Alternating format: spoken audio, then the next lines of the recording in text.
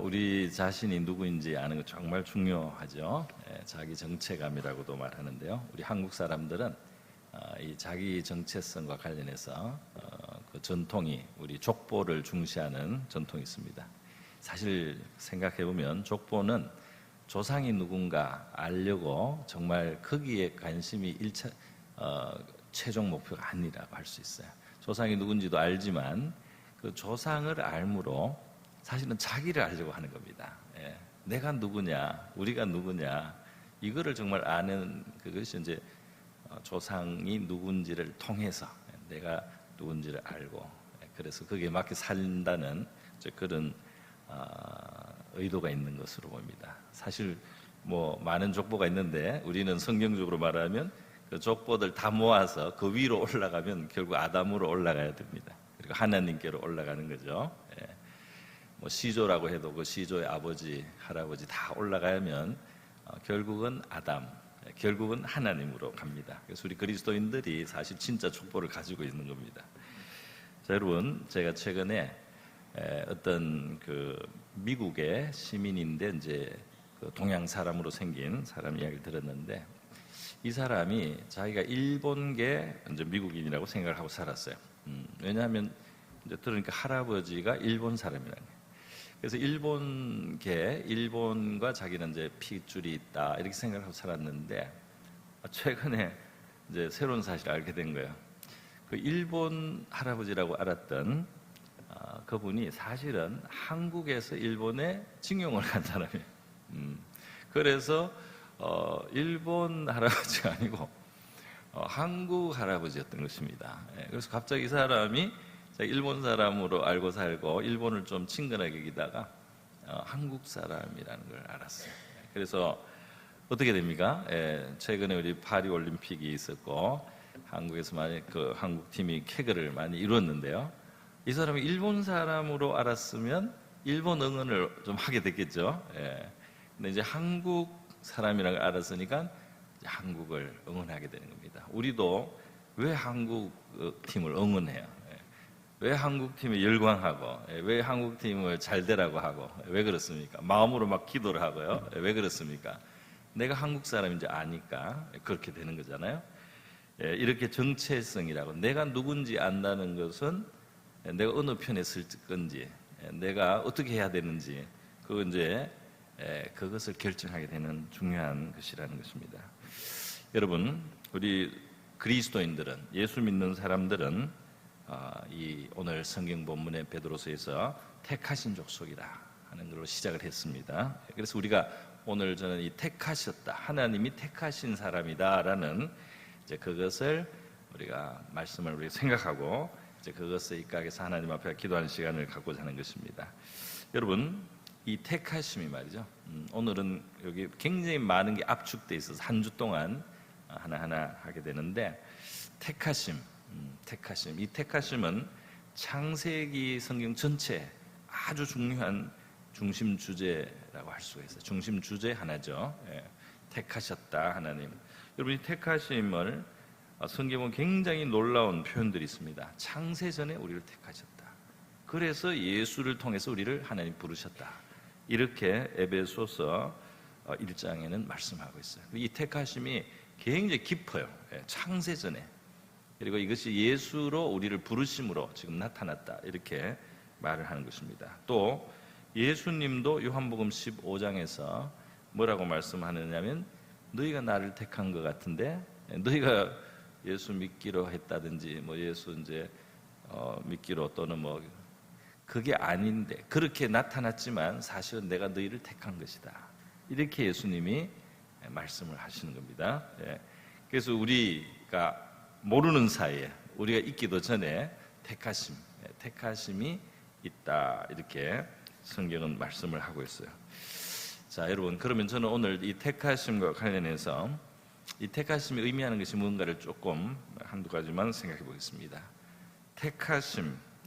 자, 택하심은 이 하나님의 풍성한 은혜의 세계가 우리에게 주어지는데, 이것이 선물이라는 겁니다. 할렐루야. 선물, 은혜라는 거죠. 우리 대부분의 이 세상의 일들은 대가로 이루어지죠. 내가 수고를 하고 일을 하고 뭔가를 나도 뭔가 기여하고 이렇게 해가지고 내가 대가로 받잖아요. 그런데 그 대가로 받는 게 아니고 그냥 받는 게 있습니다. 우리가 그냥 받는 게 예를 들면 부모님이 나를 돌봐주고 나를 사랑해주고 나를 길러주고 먹여주고 나 투자해주고 학비를 주시고 이 사랑으로 받는 거 있잖아요. 이것은 이제 선물이죠. 일종의 은혜입니다. 이 택하심이라는 것 속에 들어있는 뜻이 이제 그런 거죠. 택하심은 내가 뭘 해서가 아니에요. 내가 꼭 무슨 잘난 자식이기 때문에 부모님이 나한테 사랑을 쏟아주고 나를 그렇게 위해서 애를 써주시고 이런 게 아니고, 근데 그냥 그 부모님이 나를 자식으로 여기시고 자기식이기 때문에 뭐 핏줄로 낳았든지 입양을 했든지 내 자식으로 여기면 이 선물로 거저 주는 거죠. 값없이. 그것이 이제 택하심하고 관계가 된답니다. 로마서 그 9장에 보면 야곱에 대한 이야기를 하고 있어요. 야곱이 태어나기 전에 하나님이 이 야곱을 영적인 장자로 삼았어요. 그래서 야곱이 태어나기 전에 택하셨다 이 말이죠. 야곱이 태어나기 전에 택하셨어요. 야곱의 생애 속에서 하나님 앞에 자기가 기도도 하고 서원도 하는 이런 상황이 생기지만은 사실은 야곱이 태어나기 전에 하나님이 야곱을 이제 택해 주셨다는 겁니다. 자, 그러면 그 뱃속에 아기가 있는데 하나님이 어머니 리브가에게 말씀하는 거예요. 내가 이 야곱을 택했다. 야곱에게 내가 지금 장자권을 준다. 영적이다. 이렇게 이제 축복을 이제 주신 겁니다. 그래서 요 로마서 9장의 설명이 뭐냐면 야곱이 아무 일을 하기 전에 이 하나님이 이걸 작정하셨다는 거예요. 야곱이 아무 일을 하기 전에, 태어나기 전에, 무슨 선한 일을 하기도 전에, 야곱이 무슨 자격을 갖춰서가 아니고 야곱에게 아무 조건과 아무 자격이 없는 그때 하나님이 택하셨다는 거예요. 그래서 하나님의 뜻대로 뜻이 사람의 행위로 좌우되지 않고 우리를 부르신 그 하나님에 의해서 견고하게 이 은혜가 주어지기 위해서 이렇게 택하심을 따라 되었다 이렇게 말을 합니다. 자, 여러분, 그렇기 때문에 이 우리를, 예수 믿는 우리를 하나님이 택하신 족속이다 이렇게 말할 때 우리는 자격이 있어서가 아니고 자격이 없음에도 불구하고 하나님의 우리가 헤아릴 수 없는 하나님의 지혜와 계획과 사랑 속에서 우리가 은총을 입게 되었다는 겁니다. 할렐루야. 이것이 우리 오늘 예수를 믿게 되는 순간 사실은 이것이 다 이제 사실은 그런 내용이 뒤에 있다는 것을 이제 말을 하는 겁니다. 여러분, 그래서 이스라엘 백성들을 향해서도 하나님이 신명기에서 말씀했어요. 너들이 이 다른 나라들보다 민족이 많아서 하나님이 택한 게 아니다. 너희는 사실은 작다. 그러나 하나님이 그냥 사랑하기 때문에 택했다. 또 너희들이 다른 민족보다 더 도덕적으로 우월하고 정직하기 때문도 아니다는 거예요. 더 양심적인 다른 민족도 있다는 거예요. 그러나 정말 하나님은 너희를 사랑하시고 너희의 조상들과 약속하신 것이 있고 그래서 너희를 이렇게 오늘날 특별한 선민으로 부르셨다. 이렇게 이제 신명기 설명이 되어 있습니다. 우리는 창세전에 그리스도 예수 안에서 하나님이 우리를 부르시기로 했다는 겁니다. 할렐루야. 예수 안에 노는 우리를 축복하시기로 작정하셨다는 겁니다. 자, 여러분, 그래서 이 택하심 속에는 은혜 받은 것이 있어요. 그래서 우리가 내 자격, 내가 뭘 갖추었다, 내가 어떻다 이런 거 다 떠나서 내가 오늘 예수를 믿는 나는 하나님이 거저 주시는 은혜를 내가 입은 사람이다 하는 것을 우리가 기억해야 할 줄 믿습니다. 그래서 이 거저 주신 것 지금 다 안 드러났어요. 이제 이것이 나중에 더 드러납니다. 점점 우리가 믿음의 삶을 살아가면서 경험하게 되고 또 사실 순종의 길에서 굉장히 많이 경험하게 되고 또 이제 이 다음 세계에서도 천국에서도 혹은 부활의 세계에서 얼마나 많은 것을 하나님이 우리에게 베푸시는지를 우리가 더 깨닫게 이제 확인하게 되는 시간이 올 것입니다. 자, 이것입니다. 두 번째는 택하신 것은 그냥 나를 위한 것이기도 하면 동시에 더 큰 뜻이 있습니다. 큰 뜻.